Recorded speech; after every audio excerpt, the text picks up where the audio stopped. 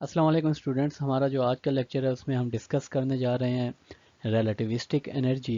And relativistic kinetic energy. Basically अगर आप classical physics में देखें तो काइनेटिक एनर्जी को हम डिफ़ाइन करते हैं यूजिंग वर्क एनर्जी थ्योरम। यहाँ पे भी हम अपने लेक्चर को स्टार्ट करेंगे फ्रॉम क्लासिकल फ़िज़िक्स के क्लासिकल फ़िज़िक्स के केस में एनर्जी को हम कैसे डिफ़ाइन करते हैं। सबसे पहले हम केस स्टडी करेंगे क्लासिकल फिज़िक्स का कि क्लासिकल फिज़िक्स में हम काइनेटिक एनर्जी को जब पार्टिकल्स मूव कर रहे हों, क्योंकि काइनेटिक एनर्जी को डिफाइन किया जाता है as an energy of moving particles और एनर्जी ड्यू टू मोशन। तो क्लासिकल फिज़िक्स में वर्क एनर्जी थ्योरम के अकॉर्डिंग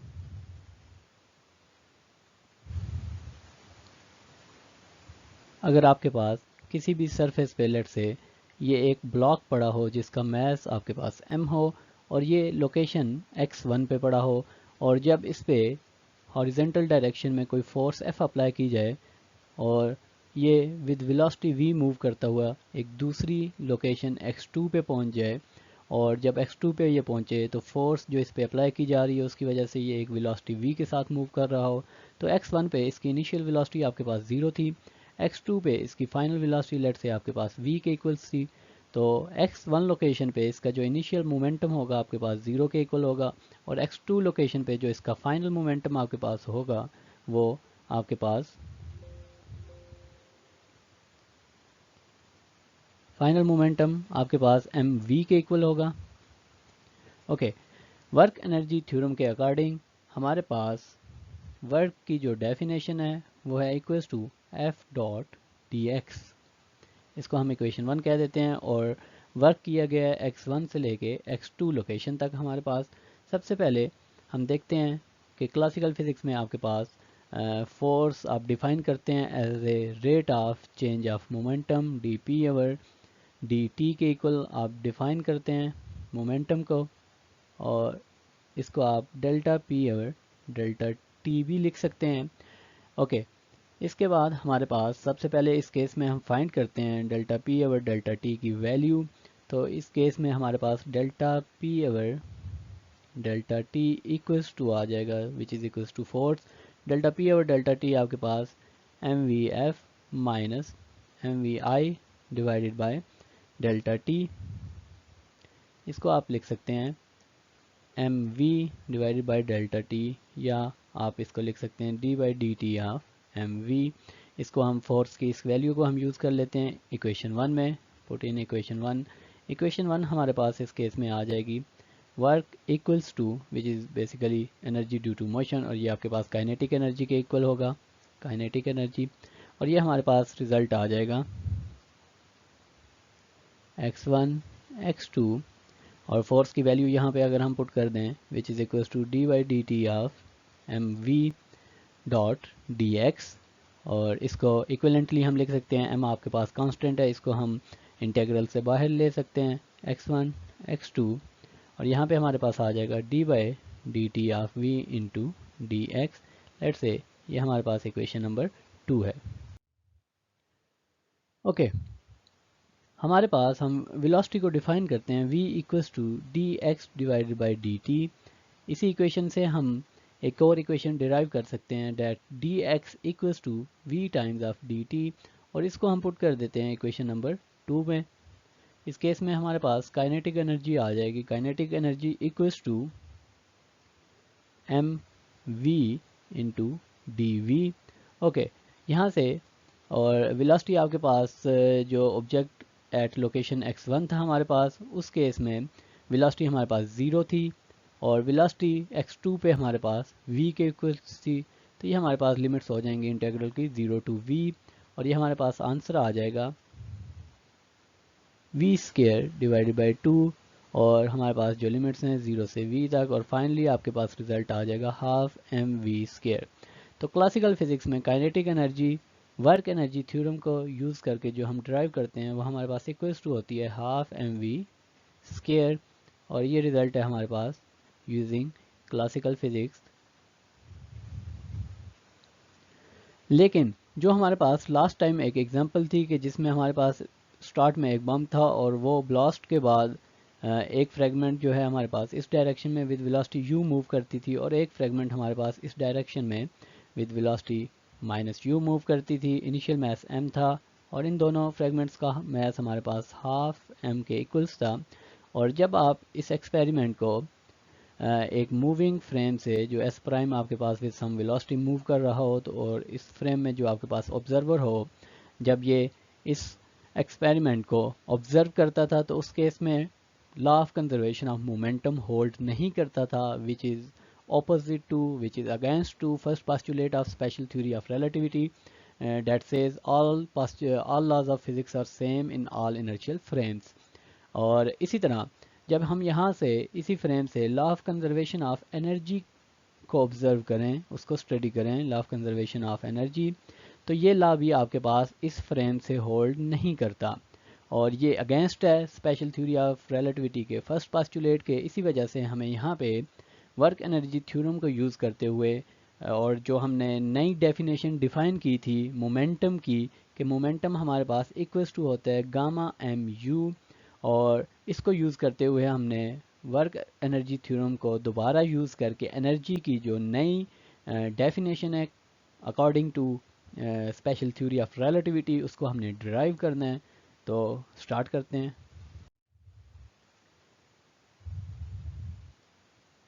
अगेन हम यूज़ करेंगे वर्क एनर्जी थ्योरम, लेकिन इस केस में हम स्पेशल थ्योरी ऑफ रिलेटिविटी के अकॉर्डिंग जो हमने डिराइव की थी रिलेटिविस्टिक मोमेंटम की डेफिनेशन, उसको हम यूज़ करेंगे।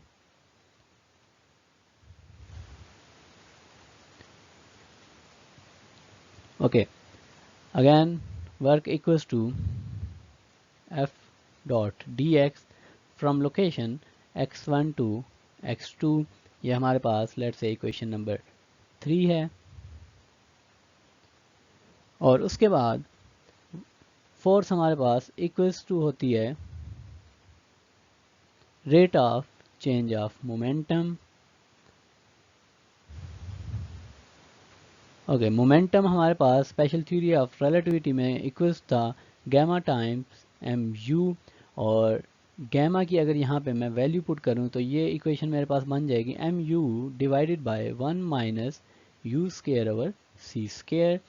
और यहाँ पे u जो है हमारे पास वो वेलोसिटी है moving particle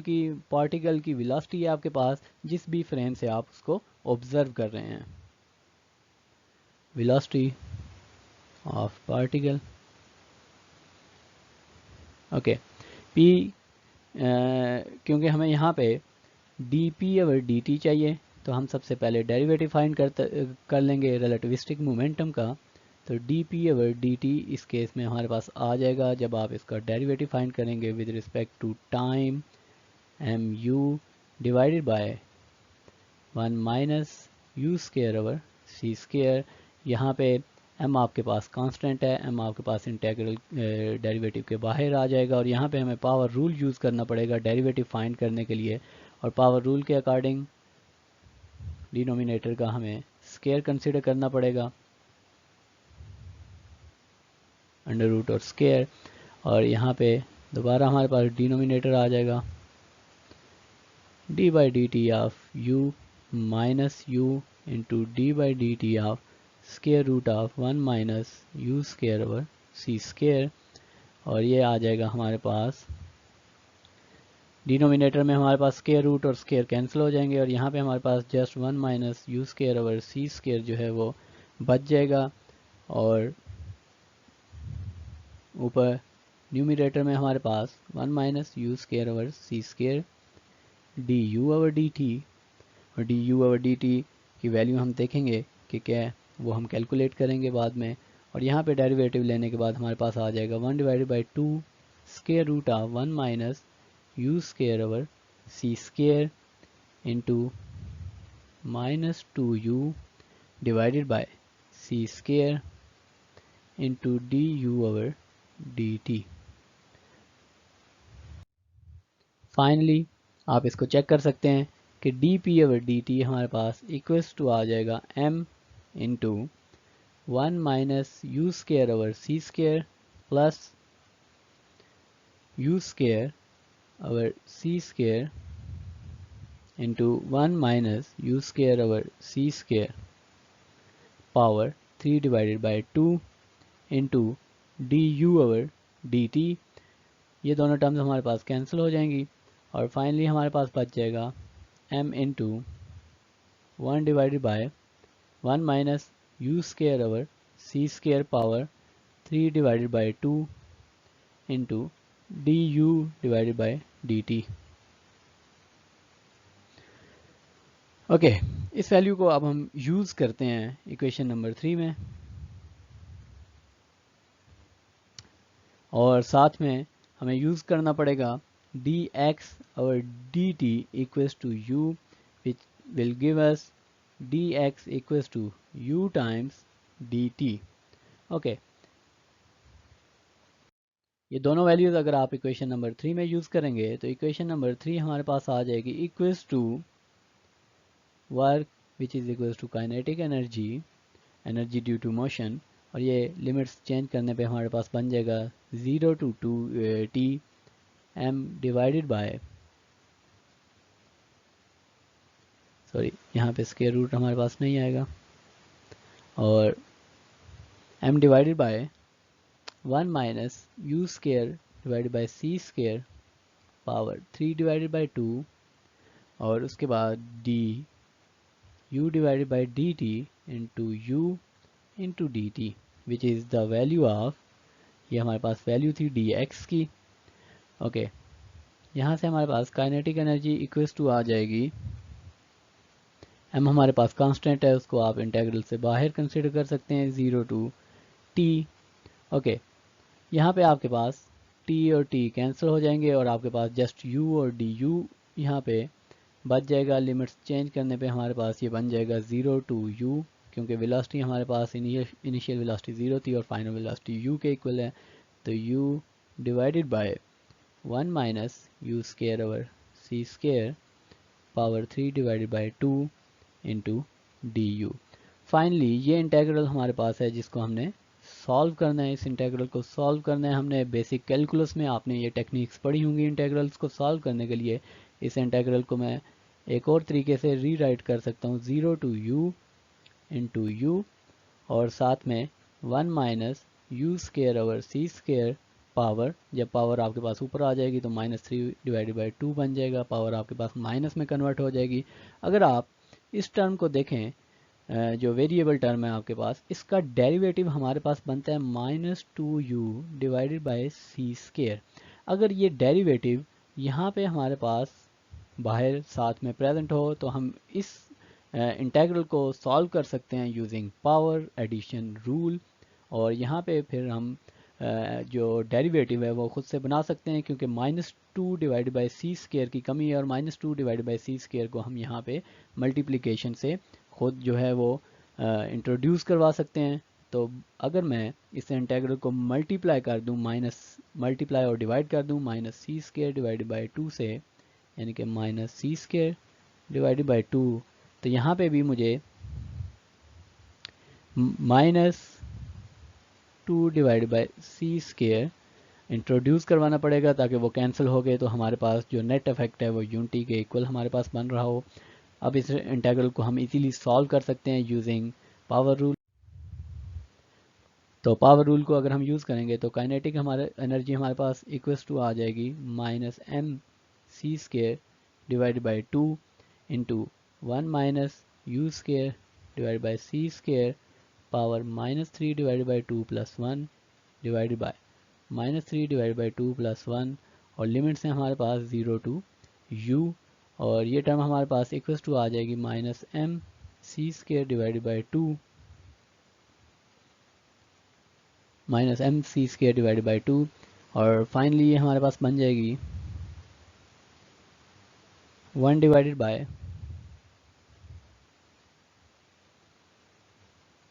square root of 1 minus you square और सी स्क्वायर और 0 to u और बाहर हमारे पास जो कॉन्स्टेंट्स हैं इस केस में, क्योंकि -1/2 हमारे पास नीचे से भी आएगा, और ये माइनस और -1/2 आपके पास कैंसिल हो जाएंगे, और फाइनली ये आपके पास प्लस और ये बच जाएगा, which is equal to mc² divided by 1 minus u² over c² into u and 0। इसको आप इस एक्सप्रेशन को आप चेक कर सकते हैं अगर आप एक दो स्टेप से इसको सिंप्लीफाई करेंगे, और जब आप ये लिमिट्स यहाँ पे पुट करेंगे तो ये आपके पास बन जाएगा 1 divided by 1 minus u² over c² minus 1। Okay,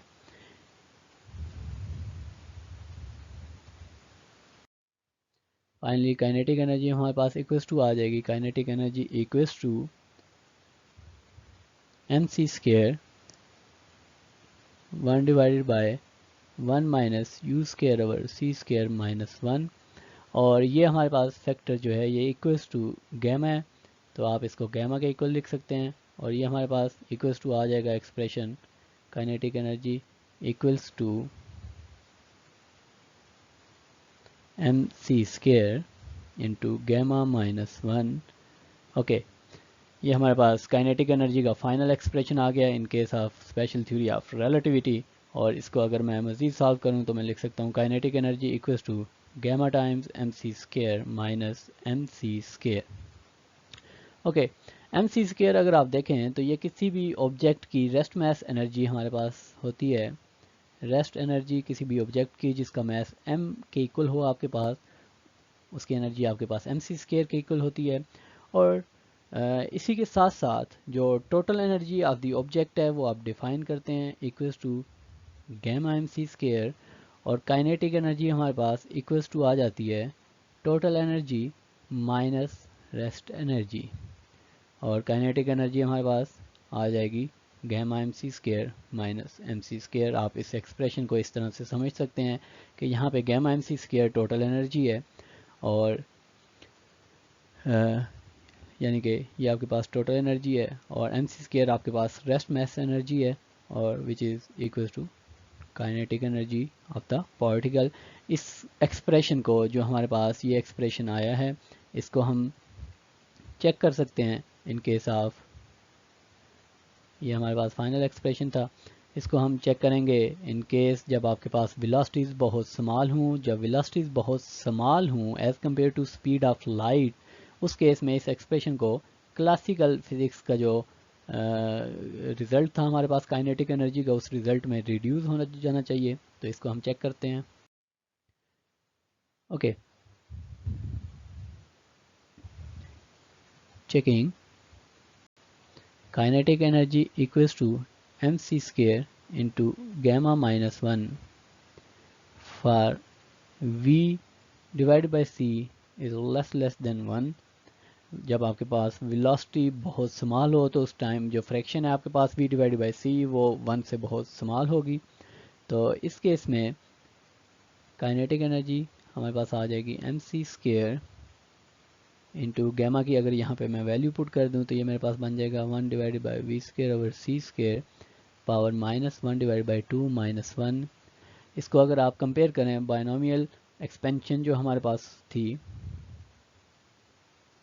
binomial expansion का फार्मूला अगर आप रिवाइज करें वो हमारे पास इक्वल्स टू था 1 plus x power n equals to 1 plus n x plus n minus 1 divide by 2 factorial into x² and so on. Okay, यहाँ पे जो कंडीशन हमारे पास होती थी कि x जो है वो आपके पास लेस देन 1 होना चाहिए, तो अगर हम इस एक्सप्रेशन पे बायनोमियल एक्सपेंशन अप्लाई कर दें तो ये हमारे पास काइनेटिक एनर्जी का फार्मूला बन जाएगा equals to mc² into 1 minus 1 divided by 2 into minus v² और c², क्योंकि x के साथ भी आपके पास माइनस है, यानी कि माइनस v² और c² हमारे पास x के इक्वल है। इस केस में यहाँ पे हमारे पास x जो है आपके पास माइनस v² और c² के इक्वल है, और उसके साथ साथ जो n है आपके पास वो -1 डिवाइडेड बाई 2 के इक्वल है। ओके, और ये हमारे पास फाइनली बन जाएगा plus other terms and finally जो -1 हमारे पास ये वाला -1 है ये हमारे पास आ जाएगा 1 और -1 आपके पास कैंसिल हो जाएंगे और काइनेटिक एनर्जी इस केस में हमारे पास आ जाएगी mc² into v² divided by 2c²। और कैंसिलेशन के बाद अगर आप देखें तो आपके पास रिजल्ट आ जाएगा 12mv²। और ये आपके पास रिजल्ट आता था क्लासिकल फिजिक्स के केस में जब वेलोसिटीज़ आपके पास as compare to speed of light very small होती हैं, reduces to classical physics।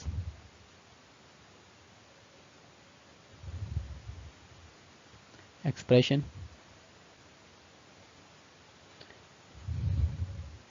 for v divided by c is less than 1 और जो हमारे पास काइनेटिक एनर्जी का एक्सप्रेशन था equals to mc² into gamma -1 ये आपके पास रिड्यूस हो जाता है क्लासिकल फिजिक्स के एक्सप्रेशन में जब वेलोसिटीज आपके पास बहुत ही स्मॉल हूँ। और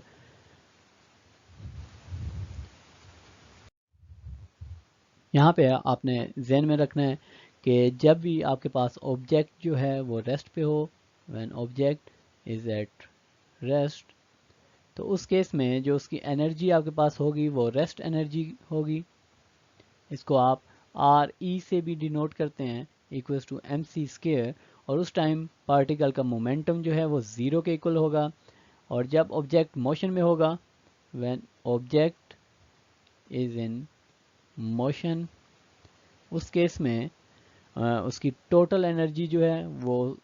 इक्वल्स टू होगी गैमा mc²। और उसका मोमेंटम आपके पास इक्वल्स टू होगा गैमा mu। u जो है वो ऑब्जेक्ट की वेलोसिटी होगी, जो वेलोसिटी आप किसी भी इनर्शियल फ्रेम से मेजर कर रहे हैं। और टोटल एनर्जी जो होगी वो बेसिकली सम होगा काइनेटिक एनर्जी का प्लस जो उसकी रेस्ट एनर्जी है उस एनर्जी का। तो gamma mc² equals to kinetic energy plus rest energy which is equals to mc²। और यहाँ से आप काइनेटिक एनर्जी डिराइव कर सकते हैं equals to gamma mc² minus mc²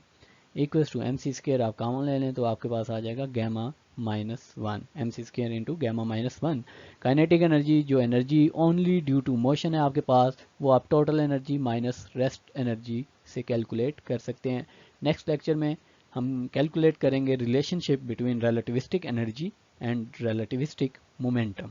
अपना ख्याल रखिए। अल्लाह हाफिज़।